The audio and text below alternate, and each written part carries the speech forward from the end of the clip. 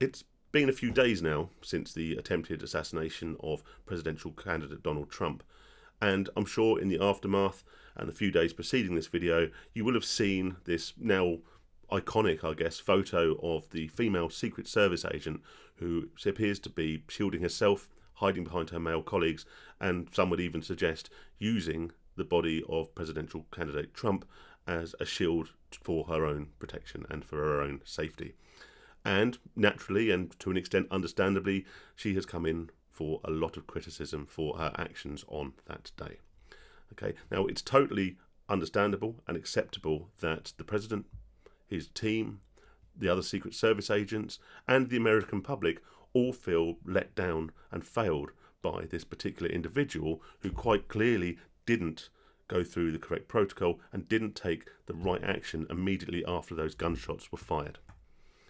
However, whilst I feel they're perfectly acceptable, it's perfectly acceptable for them to feel they've been let down and failed by this individual, I also feel that this young lady herself, who will have already come in for an awful lot of criticism, if not have lost her job already, I believe she too has been failed not only by the Secret Service, but by this drive for DEI, for diversity, equality and inclusion. She herself is a victim of the very thing that has got her into that position in the first place. I will say at this point that whilst I feel that male Secret Service agents will always have those physical attributes which are going to put them in better stead for that role, this doesn't mean that there are no instances in which a female could be elected or promoted to the position of a Secret Service agent and carry out that role effectively. However, in this instance, purely if we base it on physical form, such as her stature and her height, this woman was not suitable for the role. She was incapable, physically, of providing adequate protection for presidential candidate Trump. And it's also very fair to say that we don't know, in many instances, how we are going to react in a variety of incredibly intense and stressful situations. Yes, there have been presidential assassination attempts before, however, almost certainly not in the years of duty that this particular agent had been serving. So why do I feel like she is also a victim? Well, the Secret Service, or the current female leader of the Secret Service, had set out certain equality and inclusion targets, and that was to ensure that a certain percentage of Secret Service agents were female by a set date. Now, putting these particular targets in terms of both percentage and of timescale in place has caused a serious drive towards getting more female agents into those high-profile Secret Service positions. And there is very few more high-profile positions in the Secret Service than close personal protection to either a president or a presidential candidate. So it may be that when this woman has gone through the process to either apply to be or to get promoted into the position of a Secret Service agent, she has been given preference over the men and possibly other women who may be physically or whatever more suited to the role in order to meet these targets. And it's understandable. If you are a man, woman, of either gender, and I did say either rather than any, if you're of either gender, I can understand why this could be a prestigious role. It could be something that as a patriot you want to put yourself in that position where you can help protect the leaders of your country. It's also got a very cool uniform. Who doesn't want to wear a sharp suit and sunglasses at work every day? That's pretty cool, isn't it? So it's understandable that this young lady may have wanted to apply for this position. But certainly when it comes to national safety, a meritocracy should always prevail.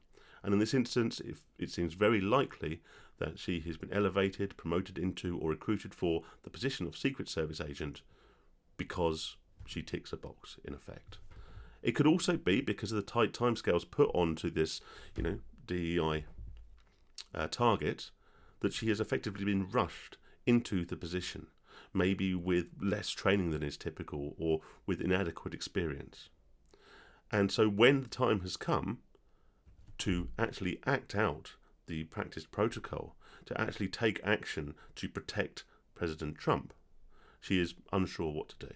She can be heard in a couple of videos asking as presumably her male colleagues, what she should be doing.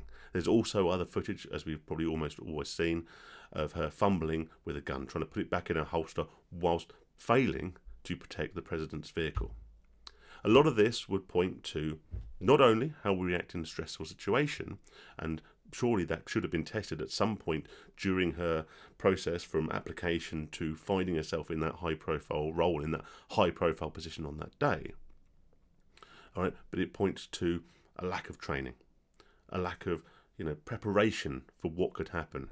The fact she didn't know where to put herself, where to place herself, she didn't know how to adequately protect her vehicle, she was struggling to handle her firearm, would completely imply that she'd been rushed through this process and put in a position where not only is she putting her colleagues, the president and the general public at risk, she herself is then more at risk because she is unsure of what she is doing. She too is a victim, and she will suffer severe backlash from this, and like I say, the chances are she may likely have already lost her job. But this won't be the only instance where this insistence on inclusive, diverse and equal recruitment will put people unnecessarily in danger, or at the very least provide a substandard service for those people that they are there to serve. Okay, so yes, the president and the public and her colleagues were let down on that day. Yes, it's good fun to meme and laugh and joke about the gender pay gap and all the rest of it. But this woman too is a victim of a society that tells people that they can do something even though they are probably not actually suited to it, merely to tick a box, to signal virtue for that particular organisation, and to push this progressive narrative when push comes to shove. Security and national security should be something that is purely a meritocracy.